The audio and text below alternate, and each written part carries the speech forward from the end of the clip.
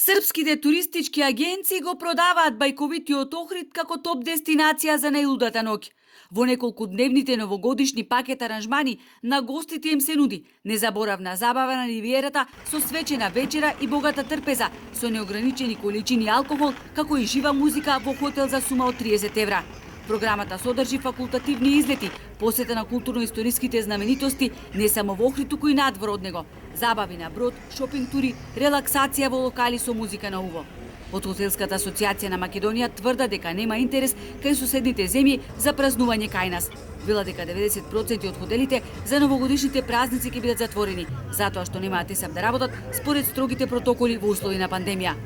Самото растојание ни ја намалува бројката за дочекот и ако немаме сала, пример од 400 луѓе, сега треба да биде за 150 луѓе и сите тие трошкови ќе бидат многу повисоки и нема да се продаваат. Охриѓани пак сметаат дека треба да се забрани влез и излез не само во државава, туку и во туристички Охрид, оти како што велат, само така ќе се заштитиме од ширење на опасниот вирус. Да се забранат границите, да не излегуваат надвор од државава и да не влегуваат, тука е најопасното, така и ни дојде овај ковид, да се затвори, да нема доаѓање од други места, ако сакаме да се спасиме од светот. За празници што се за Нова година, за Божи, за Водици, за Василица, тие денови треба да се воведе политички час.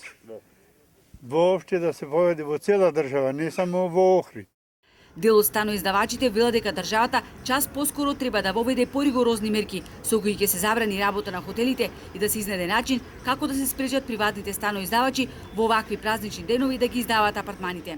Да се преземе државата соодветни мерки во однос на спречување на издавање на приватни соби. Јас сум еден од тие што издавам, меѓутоа не издавам.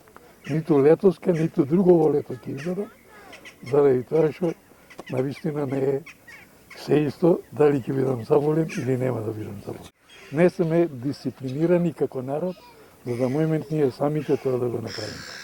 Мора државата да превземе чекори ако не сакаме бројот на заразени после празниците да достигне повеќе од загрозувачки размери, вели нашиот соговорник.